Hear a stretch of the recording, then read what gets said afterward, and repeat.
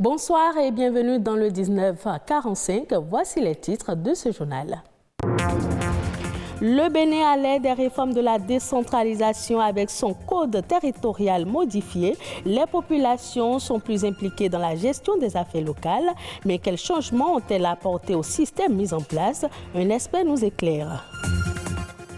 Le nouveau roi du Dahomey aborde ses attributs. L'intronisation a eu lieu au palais central d'Abomey. Vous aurez dans cette édition les temps forts de cette cérémonie.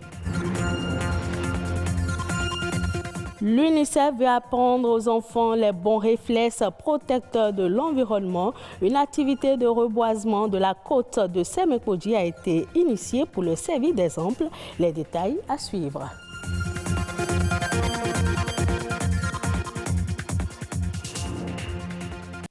Le secteur de la décentralisation est depuis quelques mois en pleine réforme de son code territorial. Une réforme qui redistribue les cartes de la gouvernance locale grâce à une approche participative qui permet d'impliquer pleinement les acteurs locaux à l'identification de leurs besoins fondamentaux. Que peut-on retenir de la gestion locale à l'aide de cette réforme administrative et quels changements a-t-elle apporté au système de gestion des communes? Stanislas Roucanlin, ingénieur en développement local, nous éclaire ici au micro de Francela Mossou et Ulvaeus Balogou. À partir de 90, l'option a été clairement faite de leur confier désormais la gestion de leur destinée. Et donc le pouvoir est ramené à la base avec des représentants des populations qui sont élus et qui travaillent au sein des conseils communaux et municipaux. La décentralisation permet désormais de mettre en œuvre le principe de subsidiarité. C'est-à-dire que lorsqu'on veut réaliser quelque chose, il faut aller au niveau inférieur pour le faire. Donc l'État n'a plus besoin de descendre dans les communes. Nous avons constaté que le fait de rapprocher le pouvoir des populations permet d'être plus efficace, de prendre rapidement la décision, de mettre en place les investissements qu'il faut pour que la pauvreté que nous combattons tous dans les différentes interventions de l'État, que cette pauvreté la puisse regresser. Depuis 2003, nous sommes en train d'expérimenter un processus. Je crois que ce processus a connu des fortunes diverses. Il y a eu beaucoup d'avancées, mais il y a aussi quelques insuffisances que le nouveau cadre légal de la décentralisation est venu corriger. En l'occurrence, la dispersion des textes de loi sur la décentralisation et leur faible articulation. Mais il y a aussi que le nouveau code est venu séparer un peu les fonctions politiques des fonctions techniques. Donc on peut dire que c'est une avancée importante et nous espérons que l'expérimentation de ce nouveau cadre légal va nous permettre de corriger les imperfections de la décentralisation observée jusque-là. La gouvernance locale est la meilleure option qu'on puisse faire lorsque nous aspirons à un développement équilibré de nos communes. Donc ça permet de réduire les disparités parce que chaque population s'organise pour prendre en charge les défis liés à leur territoire. Pour la préservation de l'environnement, tous engagés. Slogan mobilisateur auquel adhère l'UNICEF. L'institution a organisé une activité de reboisement de la côte de Semekodji. L'objectif est de donner aux enfants les bons réflexes protecteurs de la nature et de l'environnement. Ceux-ci l'ont bien compris et vous allez le voir. Ils sont tous enjoués à mettre des plombs en terre. Ola Rodrigue Babagbeto, Benjamin Denayon. Sur la plage de Kodji ce matin, il y a les habitués du reboisement. Grâce aux efforts d'aujourd'hui, je suis content qu'on va parvenir à la beauté du site, mais aussi de la beauté de la nature elle-même. Et ceux qui mettent en terre un plan pour la toute première fois. Je suis très contente car j'ai planté un arbre pour la première fois et puis un jour on aura de la nourriture grâce à ce plan. L'UNICEF appelle à la mobilisation tout son personnel et leurs enfants pour la cause verte. Nous devons surtout conscientiser les enfants pour leur faire comprendre qu'il faut qu'on puisse préserver notre planète et qu'ils ont aussi des comportements qu'ils doivent mener en faveur de la protection de la nature. En tout, 468 plants de cocotiers sont mis en terre sur ce site de 3 hectares à raison de 156 par hectare. Le choix de plants de cocotiers n'est pas anodin et leur entretien est garanti. Parole des gardes forestiers. Ce choix, d'abord, c'est dans la logique de la restauration, c'est un plan adapté et l'histoire nous a fait comprendre que depuis toujours, ce sont les plants de cocotiers qui longent la côte. Nous comptons beaucoup plus sur le soutien de la population locale et des enfants pour pouvoir assurer un bon entretien de cette plantation. Par cette activité de reboisement, l'UNICEF entend soutenir le gouvernement dans son programme de verdissement de la côte atlantique, un programme initié en 2021. En plus de planter, les enfants assainissent autour d'eux et portent déjà une espérance noble. Un jour, je serai aussi une gardienne de l'environnement. De l'environnement, on passe donc à la culture. Abomey a un nouveau roi. Il a été installé en présence de la population sortie nombreuse pour vivre l'événement. Retour sur les temps forts de cette cérémonie avec Mirabel Akpaki et Judicaël Aïnan.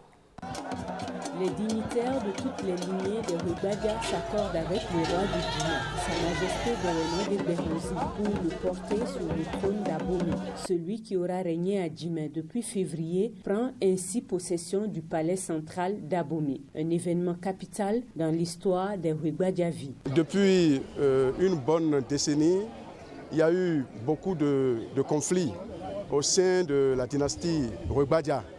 Et depuis quelques mois, le nouveau roi a été choisi, a été désigné pour précéder aux anciens rois. Aujourd'hui, il prend son règne au sein du palais de Rugbadia. Le processus que nous avons engagé depuis le décès du roi de feu Kefa, Dada Kefa, ce processus s'est achevé aujourd'hui au palais Wirondi, ici où le Dada Deweno de Behozi vient de prendre fonction pour assumer le rôle du roi Rugbadia, fondateur du royaume du Dahomey. Procession à travers la ville, du Djima en passant par la place Goho, le marché Rudroto, le tour de l'arbre Lisseti, sacrifice aux ancêtres, toutes ces prescriptions de la tradition respectée donnent au nouveau roi le pouvoir de régner. Des langues se délient pour rendre hommage à Sa Majesté Deweno de Behozi. L'animateur principal de ce palais,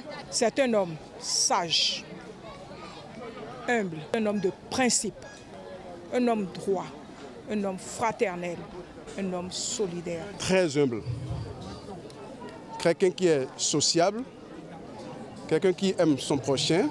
À travers cette cérémonie, le roi sacrifie au principe du royaume de Dahomey, qui voudrait que tout roi sacré vienne à Wirondi prendre fonction. Plus tard, il fera allégeance et des libations dans les autres palais.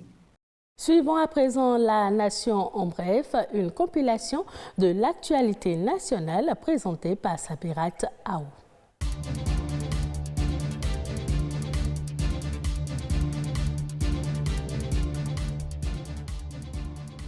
Le symposium sur l'état de la recherche agricole en Afrique de l'Ouest et du Centre s'est ouvert ce 19 juillet au Bénin.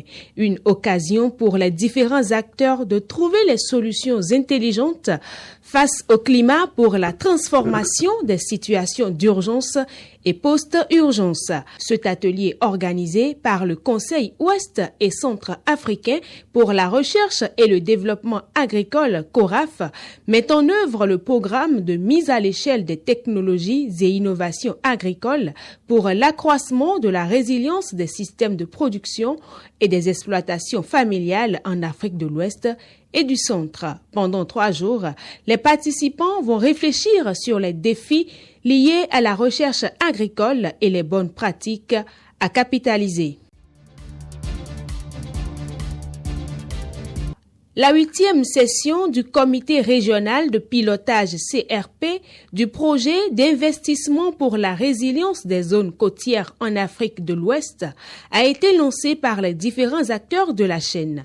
C'est un projet régional qui s'inscrit dans le cadre du financement de 6 pays, Bénin, Côte d'Ivoire, Mauritanie, Sao Tomé et Principe, Sénégal et Togo, pour la mise en œuvre d'actions nationales en matière de politique côtière, d'investissement pour des solutions vertes, grises ou hybrides, ainsi que des interventions régionales nécessaires pour gérer de manière durable les zones côtières d'Afrique de l'Ouest.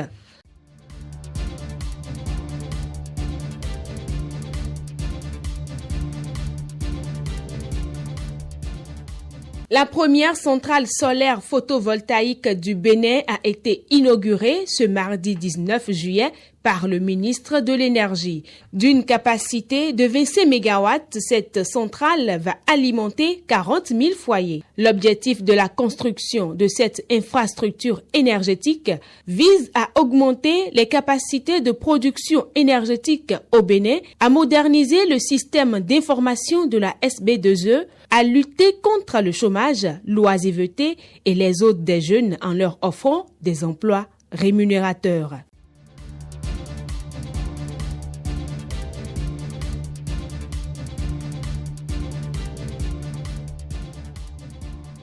L'Afrique du Sud a du mal avec les changements climatiques. Entre les sécheresses et les inondations depuis 2016, la province orientale du Cap est victime de sécheresses successives. Aujourd'hui, elle craint le jour où il n'y aura plus d'eau, le jour zéro qui risque de paralyser la ville de plus d'1 800 000 habitants. Seule solution, le rationnement. Suivons le reportage de nos confrères de France 24. Dans la province orientale du Cap, le barrage d'Impofu n'a même plus le niveau suffisant pour qu'on puisse en extraire de l'eau. Il y a encore un mois, ce barrage était pourtant la principale source d'alimentation de la ville de Port-Elizabeth. Mais près de 2 millions de résidents sont aujourd'hui rationnés.